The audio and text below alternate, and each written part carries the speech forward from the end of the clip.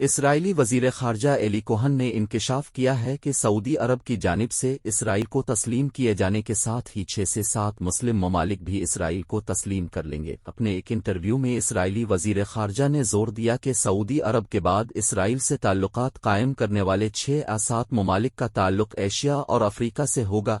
Eli Kohn का कहना था कि इसराइली वज़ीर आज़म बिन्यामीन नेतन्याहू की ये बात इंतहाई अहम है कि सऊदी अरब के साथ अमन का मतलब मुस्लिम दुनिया और यहूदियों के दरमियान अमन है। एली कोहन ने कहा कि उन्होंने कई ऐसे मुस्लिम ममालिक के अहलकारों से मुलाकात की है जिनके ममालिक और इसराइल के दरमियान कोई रस्मी ताल्लुक नहीं। कोहन ने पिछले माह इंकशाफ किया था कि उनकी लीबिया की वज़ीर ख़ारजा से मुलाकात हुई है, जिस पर निजला मनकूश को न सिर्फ ओहदा बल्कि मुल्क छोड़ना पड़ गया था और अब उनके खिलाफ तहकीकात जारी हैं। दूसरी जानिब सऊदी अरब के कौमी दिन पर इसराइल की जानिब से मुबारकबाद पेश की गई।